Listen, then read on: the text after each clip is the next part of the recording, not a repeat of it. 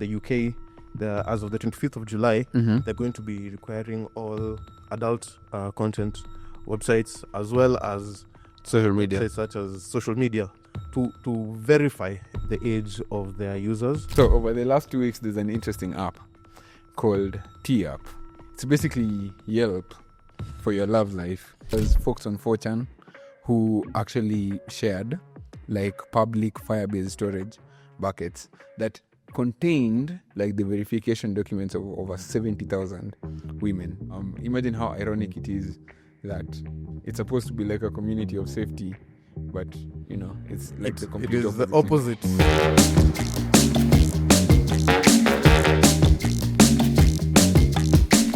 Welcome to the show. Welcome to Admin Access. The show that is exclusively AI propaganda. Slop. Slop, yes. Let's get started. So, Dom, the first story that I want to talk about is an ode to one of our first episodes when we were talking about age verification. I hope the editor will play a small video somewhere here. The editor looking at us with the manga side eyes. Yeah, we yes, right here. I'm looking at you, Ian. But we're talking about how more and more we are seeing governments step in to put in regulation, to put in guardrails around internet. And the most recent development on this is that in the UK, as of the 25th of July, they're going to be requiring all adult content websites as well as social media, websites such as social media, so X, Reddit, all this space to have one to verify the age of their users. And we're seeing it again, even in some states already had such bans for adult content. We're seeing it more and more creeping, and it's like we're ushering ourselves into a new age where the internet is not so open, and we can discuss, whether it's a good or a bad thing. I think in the previous episode, I was fully on board with banning at least for. I was also banning social media in general, but you've always been scorched earth, so no surprise there. But and so I'd like to get your thoughts on how you think it's going to be effective. One, because VPNs exist. So is it really going? Do you anticipate that we're going to see changes in traffic to a lot of these sites? And again, at least the biggest thing that we've seen is that a lot of these VPNs have suddenly got a huge wave of new customers to circumvent. So is this one of those things where you have to implement uniformly across? Across. Yes, across. Let's try again. You have to implement it across all countries, and you know very well that there are many countries that will not go for it. Do you see it being successful? So I think it's important to track back by kind of understanding the context for it, right? So EU countries in general, especially with GDPR, have always been the most bleeding edge data protection regulation globally, right? So everyone is benchmarking data protection rights against GDPR for the most part. Even if you've built a startup, if you've built anything that's multi-jurisdictional, you can easily pass any data protection. Thank you. You can easily pass the editor. You can easily pass any data protection. Hand of the invisible hand. It does look like this as like, hey, revenue. That's such a deep joke, man. Like it bears it belabors needing context. But anyway, so GDPR regulations are the most advanced in the world. Most countries are probably lagging behind.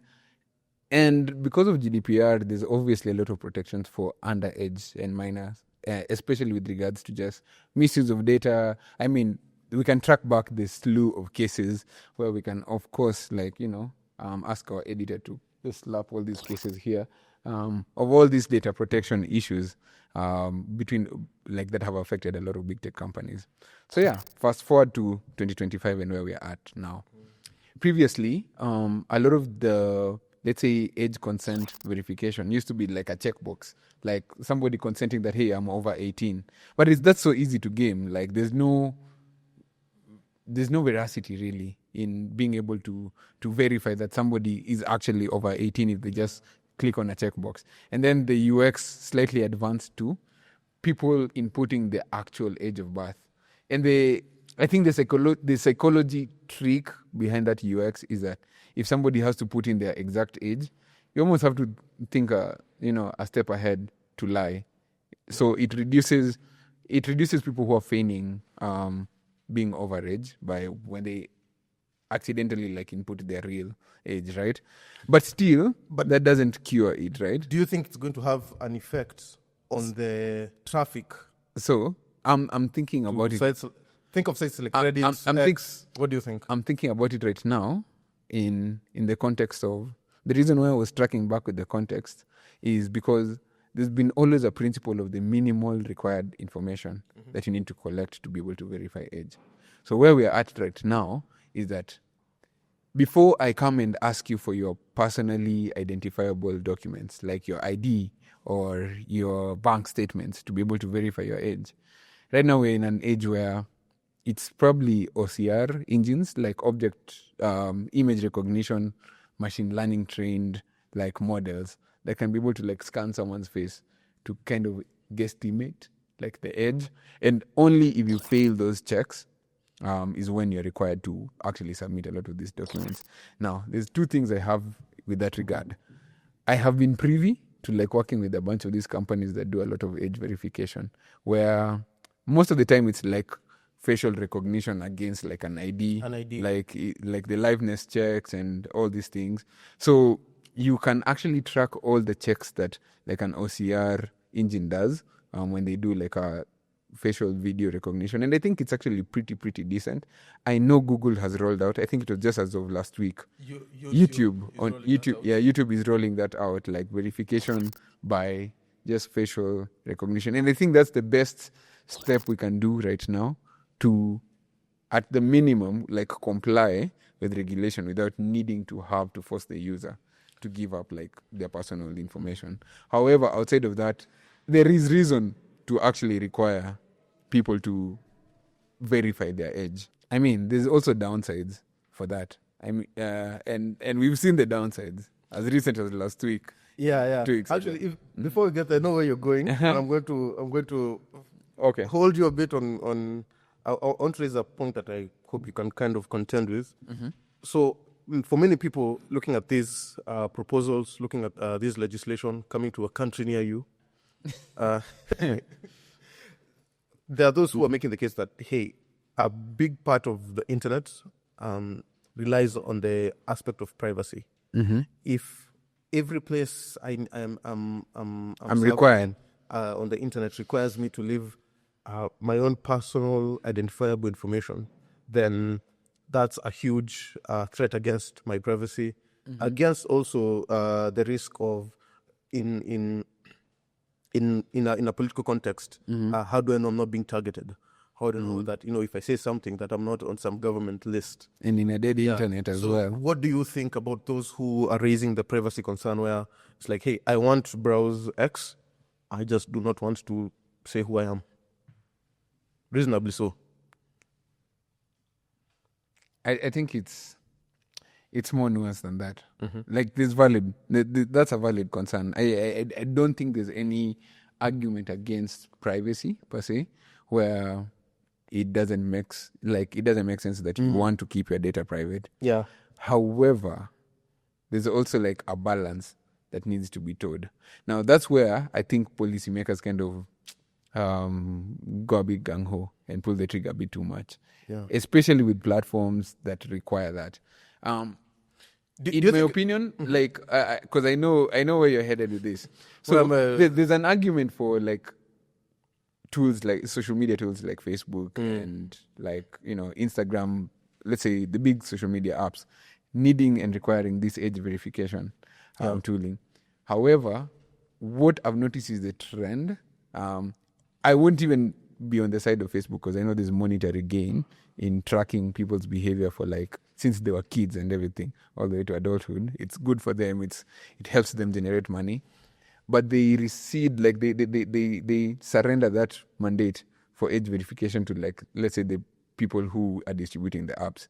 They will say, but Apple, we trust in Apple's age verification tooling. If they allowed a kid to download the app, then you can't really hold it. So everyone is trying to abstract themselves.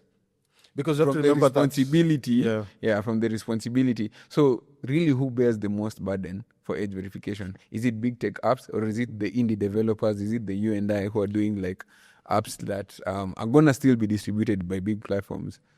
I'd be interested to see if there's an organization that would, or a coalition of sorts between, I don't know, government or companies, where you have an entity that can provide the verification, that does a verification, while still, because While still being able to do verification while guaranteeing that it's not in the hands of any one organization. And I think you know where I'm going with this. Blockchain.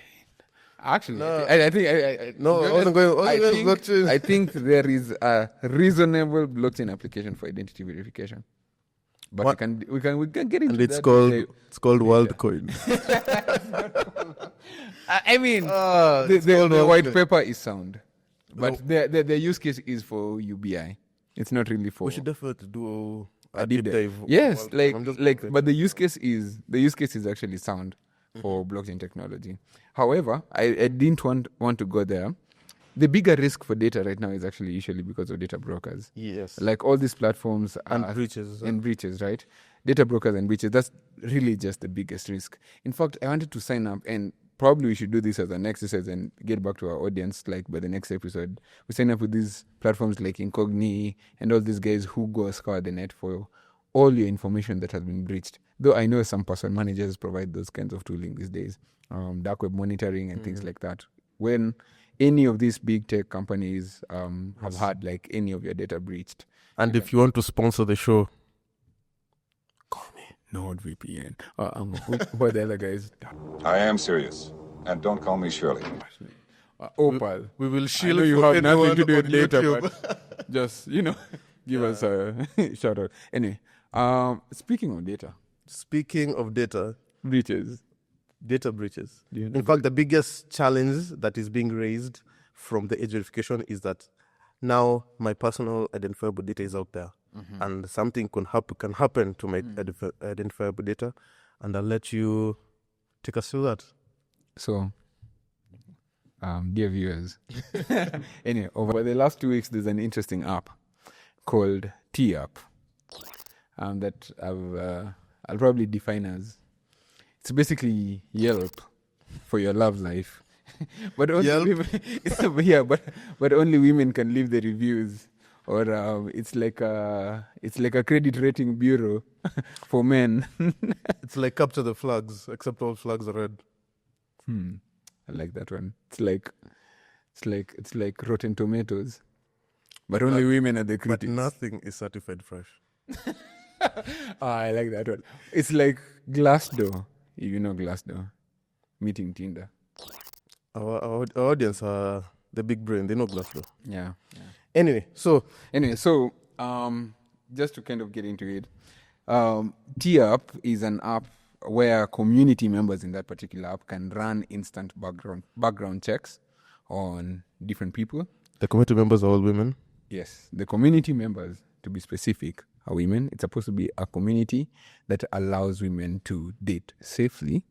Women can conduct reverse image catfish searches. That's basically saying if this guy's bio on a dating app is like a real model, is it AI slop or is it an actual human being? Right? They can do background searches. Yes, mapping sex offenders and so on and so forth, and swap candid review. And Very importantly, very importantly, they can swap candid reviews of men with screenshots that are blocked, identities that are hidden. So basically, women can be anonymized as they do these, as they swap these reviews, as they share these candid reviews, and so on and so forth. So the thing that's interesting about this app, and that ties in very deeply to the data issue that you raised, is the fact that, first of all, this app skyrocketed to become the number one most downloaded app in place of like, I think over like just around 2 weeks ago. This app, in terms of statistics, crossed the 1 million download mark faster than Threads. I don't know if you remember when Threads like got launched and how quickly it gained users, right? It was because of I think at the time there was like a lot of Twitter backlash. Was it like during the X acquisition? It was after Elon Musk took over Twitter. Yeah, so and turned it into X. So T actually crossed the 1 million download mark faster than Threads, and it had a really, really quick viral like growth spurt. Yeah. I think it got to like 2 million downloads after like it went viral on TikTok with the FBI girlies just going there saying how, hey yo, I got saved by a T candid review. But we have to put this note here. As people who develop apps and products, you're always hoping for that viral moment, that that hockey stick growth. But you really have to be careful because it just opens you up to all kinds of attack vectors. Yes. Speaking of attack vectors, so on the attack vector side, I think was it like community members, folks on 4chan, who actually shared like public Firebase storage buckets that contained like the verification documents of over 70,000 women. These are selfies, these are ID cards, driver's licenses. Yeah, so a lot of them were really doxed, Yeah. Because of... I saw someone who had created a map based off the driving licenses. Yes, somebody actually created a map of all 70,000 women. So imagine how ironic it is. Imagine how ironic it is that it's supposed to be like a community of safety, but it's like the complete opposite. It is the opposite. And it doesn't stop there, by the way. Mm-hmm. There was actually like over 1 million DMs that were leaked as well. I think there was. I'm not sure about the technicality of the hack, but it's something to do with like public API keys, I think. The moment I saw that story, I immediately remember going to Firebase and just making sure that everything is safe. Yeah, that's actually so. You go back and you're like, Yeah, and do you have like products on Firebase? Yeah. Or are you not gonna do? Okay, yeah, we also use Firebase. I think you just have to go and cross check. You go and cross check. But no, that raises a very big question, right? Because I know the founder of the... You know him personally? No, I don't know him personally, but I know he started coding very recently. So there is humongous evidence that points towards the fact that he probably vibe coded a huge part of that stack. Because the company is pretty young. They've only raised like $220K US in terms of like seed round money.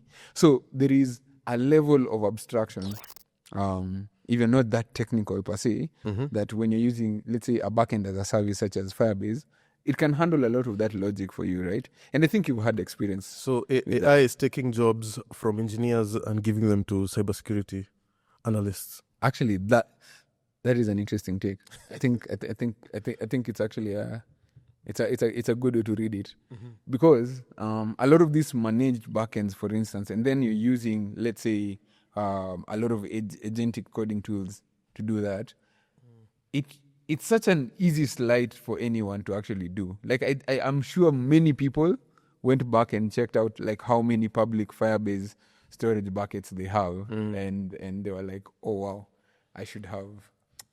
Like, I remember when I saw that, guys. I wanted to bring an angle from like an engineering perspective, and there's something about today's tech stack that is very distributed, and just to build a simple application, you're going to need your servers, you're going to need object storage, you need a database that's spread out across multiple regions. You're going to need Cloudflare to distribute your static assets. There's so many areas that you need to have a level of competence in, as opposed to, the monolith where you just do a simple application and it's bottlenecked. It can only scale as big as your actual server can scale. And the challenge that it poses, because I remember a while back, like a few years ago, I think it's around 2019, when I was now getting into using AWS S3 buckets, and just spending so much time there, just trying to configure the access policy on configuring that bucket so that I'm able to access it for my application. And I remember it was such a huge heartache that at the moment that I was just able to access that document or those files, I just stopped. I'm like, hey, it works. Like, I'm done. Like, Yeah. I'm not going beyond this. It's Yeah. too much of a problem. and it somewhat speaks to But the funny thing is that it's a very small part Yeah. of like what you actually need to be doing. Yeah. You don't need to be spending your whole day that is on figuring yes. storage buckets. That is the hardest part. That you have to use so much time to configure a very small part of the application that is so consequential, yet so insignificant in the grand scheme of what your product does. What your solution It's only a feature of your product, but can be so consequential. And so you find that there are so many.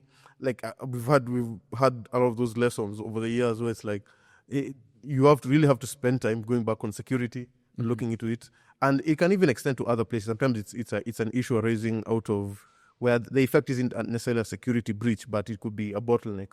And I think we will eventually to also rethink how complicated our stacks have become. Yeah. And I know for a fact that there are many people who still just launch a monolith. Yeah. And they serve all their customers pretty well. Like we need to find the minimum viable stack, the minimum viable infrastructure that we need to not let all this complexity get out of hand. Do you think the growth outgrew them? Like, is it like a factor of like, let's say, put yourself in the shoe of the founder, vibe coding this project, and then it grows that fast. You haven't even scaled the infrastructure to the point where maybe even, with 220K raise in the US, I think that's a very small engineering team. Okay, if the app had not gone viral, then maybe you could make a claim that they'd have been, because you don't have a target in the sense that they're not a financial institution. Now, one thing that they definitely did shoot themselves in the foot that they have to own up for it is that they had made the claim that the user, all the information is just being processed and deleted immediately. Yeah. And something that I think many companies are also going to have to face the music for is that there's this concept, and I'll try to find a video from a talk that I was watching where and this is big people in tech, big voices in tech, where they're like, we're talking about the power of data and how they're like the cost of storing data. Just so you understand, the cost of storing data long term is pennies compared to the value of the analysis that comes out of that data. Again, just think of training models and everything. And so I know that would you say that in the age of AI, we've finally cracked the ultimate utility of storage of data? Probably. But I remember at that time... Which pretty much is intelligence. Yeah. Which is basically making machines us. Yes, but now, you see, it comes with this double-edged sword where for many companies, for the longest time, they never quite had an actual policy to delete, where they'll be like, hey, we might archive it and have it not accessible. No, I would disagree. I think it's one of those policies where people have it as a footnote. Like everyone says, oh yeah, we have data retention for 7 years, for 5 years. But nobody ever really... Yeah, no one was ever deleting. Like, I'm pretty sure. And even if deleting is happening, it's probably soft deletes. Yes. Yeah. And hidden in some... I remember there was a time when we were building, it was like just a kiosk application. And we're serving, and for the customer they were building, they made it clear, hey, we don't want any data deleted. Yeah. We just want to, if someone deletes like a product off their inventory or off their listing, we just want it to be soft deleted. Yeah. And in that case, there wasn't necessarily like a policy that they had said that they were going to do it, but it encapsulates a sense of how people think about data. Companies, they, for the longest time, data, and even now more than ever, is seen as its currency. And so I think more people are just going to be caught flat-footed. People are going to have to go out of the way to protect their data. And bring it back to the first story about the age verification. We get to a place where data is very consequential, especially personal identifiable information. And with more and more sites needing to verify who you are by providing something that is attestable to you, that is attributable to you, we're running into this problem where perhaps we might start seeing more, not necessarily seeing more leaks, but we've opened up the surface. The bigger the risk footprint. Yes. The risk footprint has... In fact, if I have to go to, every time, to sign up on X, I need to give them my ID, the same for Reddit, the same for all these other social media sites, I'm assuming, let's say, like government sites and all that, then how much of my data is out there? And then we know what's the risk. And so I think the guys who do the incognis and the whatever auras of the world, they're about to make a lot more money. Yeah, man. Yeah. Hey, it must be a really good time to be backing those kinds of guys. Yeah. Yeah. It's a big angle there. Let's wait and see. We shall see. There's also an argument for, let me say, data privacy maxis being a bit overrated, to be honest. Like, people are willing to give up their privacy for a product, for the right price. For the right price. I've been thinking about it in the context of, and I think we had a conversation about this earlier today, where I was telling you that I'm getting round and round to the fact that pricing is a judgment problem. That people usually buy things because of the perceived value it is to them. I mean, guys like Daniel Kahneman, Amos Tversky, I think, those guys really did a lot of work, won Nobel Prizes to talk about the intuitive brain versus the rational brain, right? And I think it's the same thing with products. People are willing to pay such a high price for things that they perceive of value for them.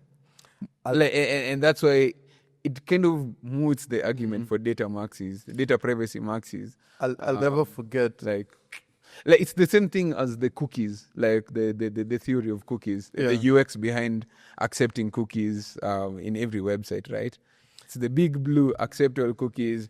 Nobody ever reads the footnote to realize. I'll never forget the time that Facebook ran a serious campaign asking people to upload a digital version of their naked photos as a way to prevent and curb against other people posting things such as revenge porn. And just the thought about that, hey, they asked that with a straight face, or at least it was a policy that was in something that they were considering seriously. Oh yeah, just went to show that the editor, you can slap that. At least, yeah. Anyway, and our lawyer, please, as well. Yeah. We need protection. Or AI lawyer. Anyway, Happy law. It just went to kind of show that there's a price, given the convenience that even with data, there's always a price. There's always a threshold with which the utility that we get out of a service is going to match how much you're willing to lose in regards to. We all know that a lot of these sites or whatever are always collecting like a digital profile of us. Yeah, true. And we still use the services because we deem the utility to come out of it to be much more valuable. We are really eager to read every single comment, especially when you post one comment in a whole video. We definitely will read because that's all we have to go. But nonetheless. It's like I'm not ending the show. Kill it, man. I just keep finding. Thank you and have a great week.